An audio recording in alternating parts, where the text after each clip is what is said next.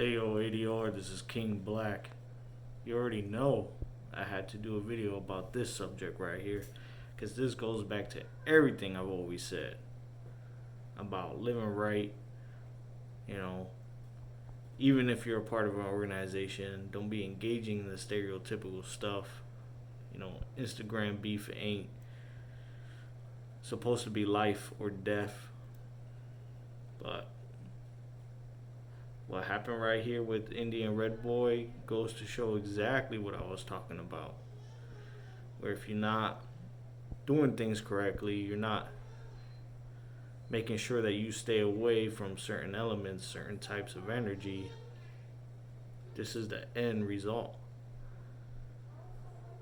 You know what I'm saying?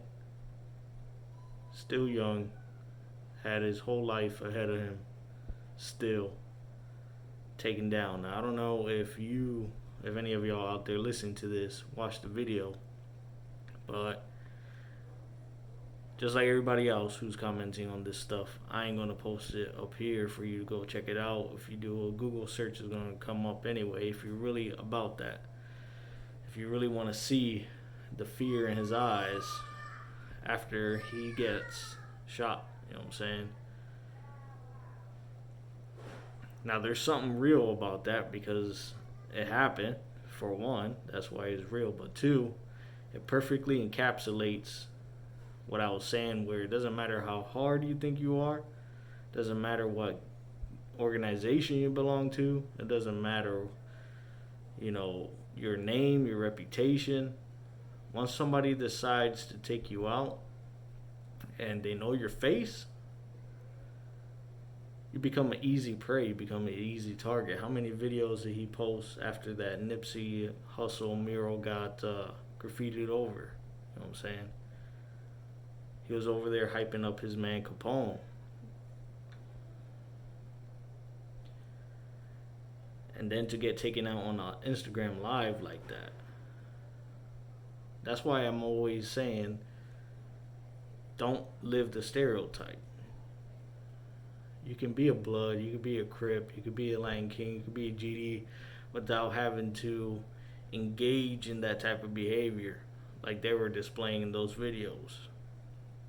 Because a lot of these organizations, at least when they were first founded, for the most part, had legitimate roots in trying to better the community, and they got off track. You can call it systemic racism, you can call it systemic injustice, whatever the case is. Eventually people just stopped caring and it devolved into a criminal element taking over. And once you have leadership in place who has a record, already has strikes, they don't care about you, who's fresh faced, who doesn't have a record. They don't care anymore. And it's nothing for them to say, you need to go do this, otherwise, something's going to happen to you.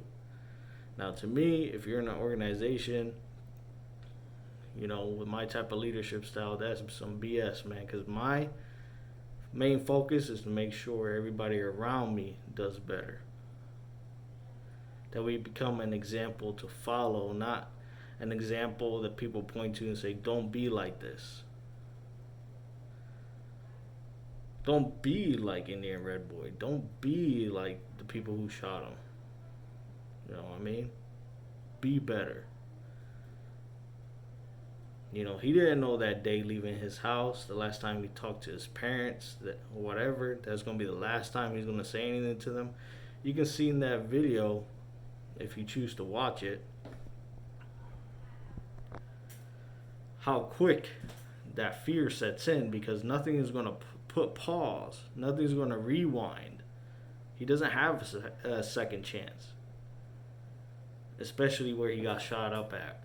You know what I mean? Once you get shot here, it's a wrap, man. Nobody's coming to save you. It's a sad situation. He couldn't even talk. He was trying to mouth the words. He was like gurgling the words where he was at.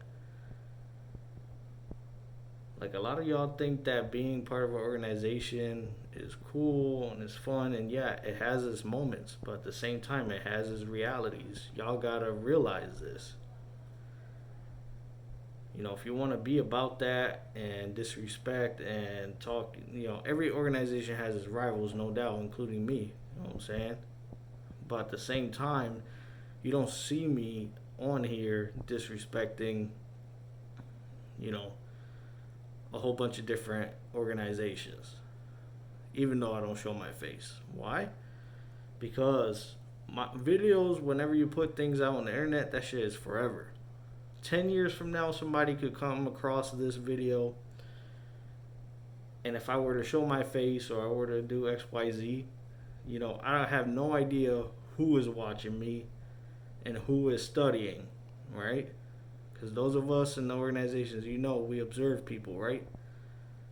You observe mannerisms, you look for tattoos, you look for body language, you look for little things, right?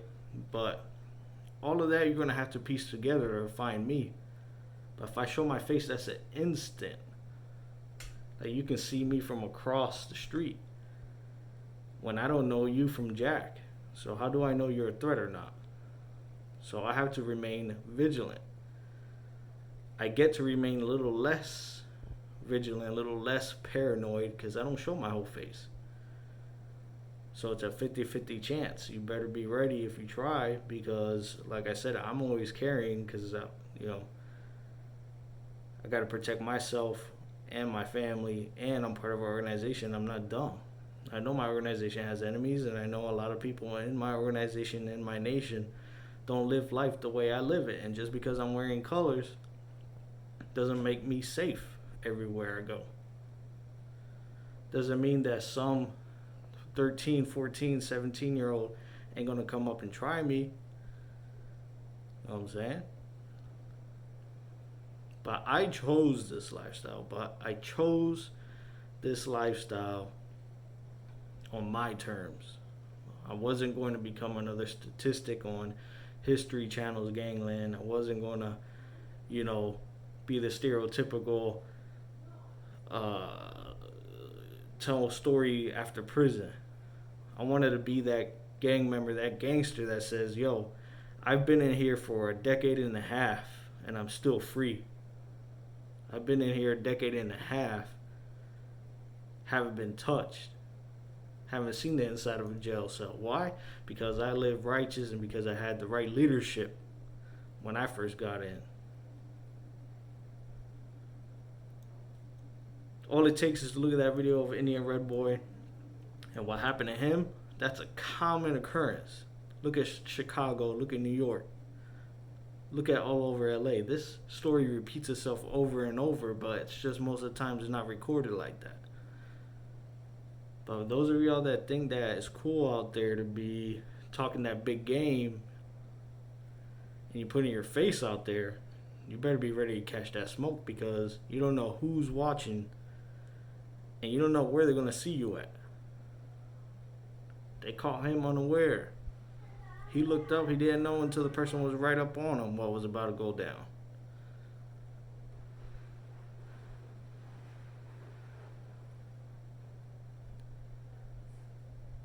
So, it's a sad situation what happened. But it should be a teaching moment, a lesson to those of you out there that want to play that and think that that's cool, think that's something to emulate, to copy. Because as of today, guess what? He's not here. His soul isn't here. He's not living. Where are you? Where am I? We're still alive, we're still breathing, we're still living. His name is making his rounds right now. But in about a month or less, everybody's gonna forget this and move on to the next. And that's the saddest part. When you're gone, you're gone. So try to make a positive impact and not a negative one when it's your time to go. And hopefully your time to go doesn't come until you're nice and old and ready to go. And you're free when that happens.